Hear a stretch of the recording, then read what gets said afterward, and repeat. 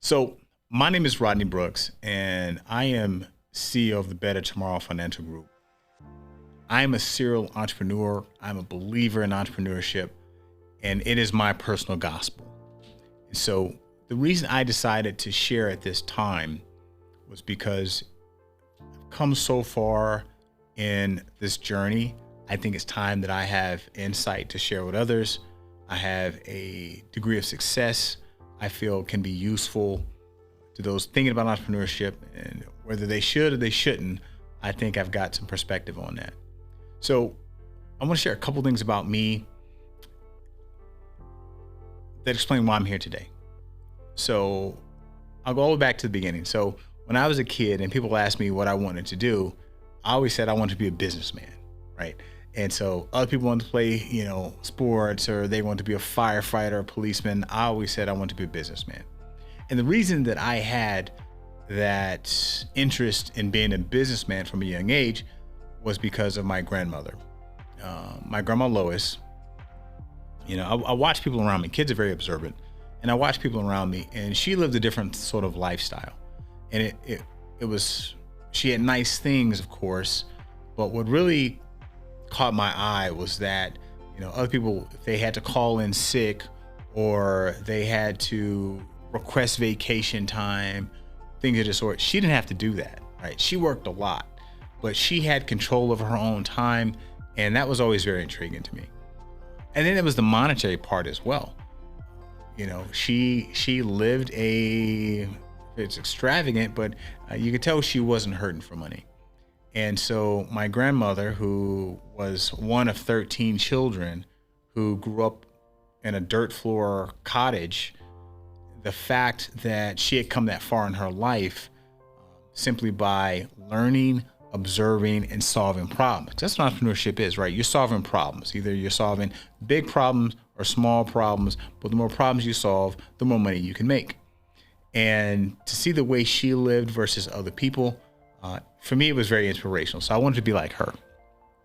So she was my initial inspiration, right? But, you go through life, you have these experiences, and at some point in time, you have to find your own personal truth. And for me, that moment came just from a sad, dark place. I don't mean to bring anybody down, but I need to be perfectly honest and transparent. I worked in corporate America, and I absolutely hated it. I loathed it.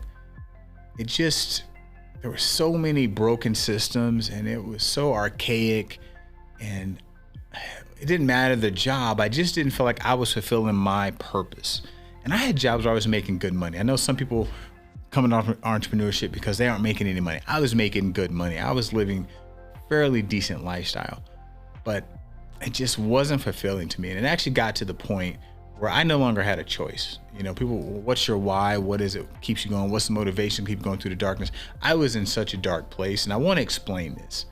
And the best person I've ever heard explain this, outside the way that I felt, is Alex Hormozy.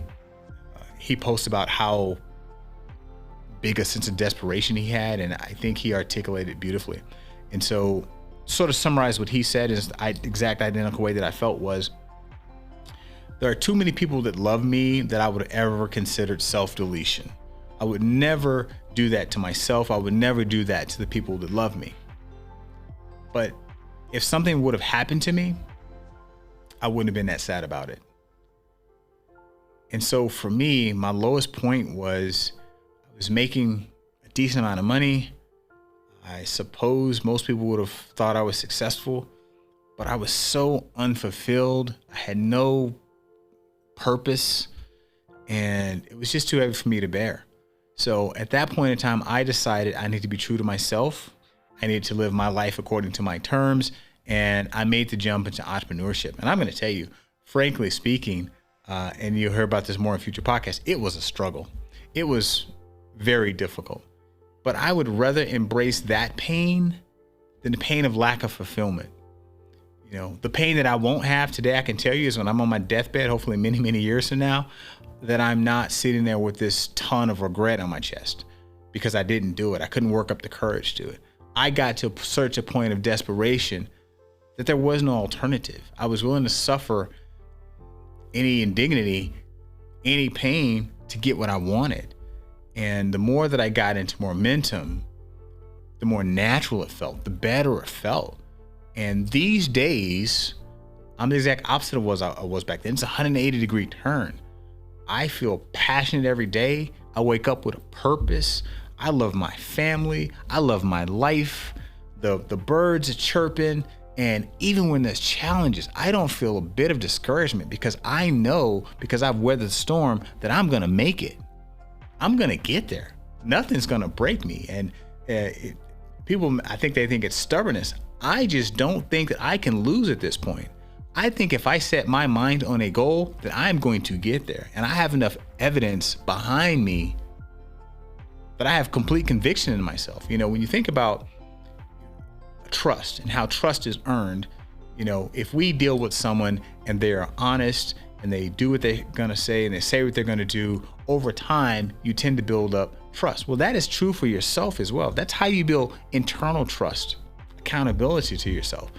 And frankly, my trust in myself is at an obscene level at this point in my life because, again, I had nowhere to go but up. I had no other moves to make.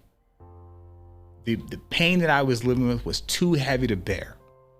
So any challenge I face to not go back that direction, I'm willing to face. And I've learned that if I trust my discipline, if I trust my gut, then I'm going to be all right. The people that work for me are going to be all right. And we've been through massive, massive, painful challenges. And yet here we are, shining and prospering. The company continues to grow. So when I'm speaking to you about entrepreneurship, again, this is my gospel. This is my truth. And if I can help anyone just a little bit, either start the path or continue the path, I feel successful. That is truly what I mean. I've been able to live experiences that are just would have been inconceivable. Okay.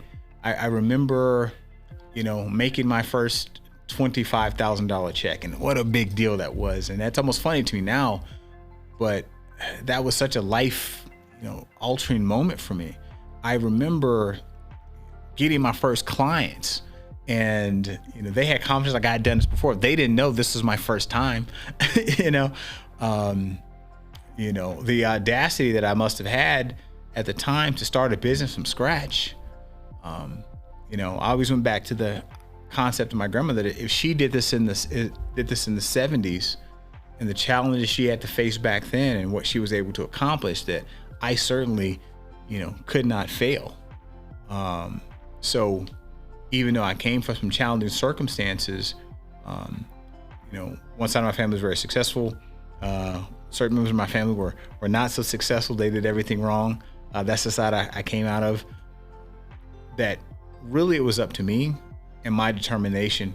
So anyway, long story short, I want to share with you what I call EnTRUEpreneur. And it's why I chose the name. It's why we have this logo. The true is right in the middle of it. Because the truth is, entrepreneurship is hard. The truth is, entrepreneurship will test you.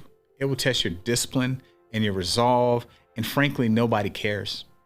Nobody's going to support you until you make it. And who you are today and who you will be is almost like a completely different person. You might carry the same face, you might carry the same name, but who you are internally has been completely remade. So again, the purpose of this channel is to tell you the truth. It's to help you look yourself in the mirror and tell yourself the truth as well. Okay? Because you might lie to me and you might say, or someone you know, and say, yeah, I'm going to work really hard at this. And the truth is you're at home watching TV or playing video games. Are you working really hard? Are you giving it your all? Are you trying to make it successful? I got questions, right? So you can tell people outside anything you want, but when you look in the mirror, you know the truth. So I hope this made sense. This was kind of off the cuff here. This is just me speaking my gospel. Welcome to the channel. I hope that you enjoy it. I hope I can give you information that you can relate with. And thank you for taking this journey with me.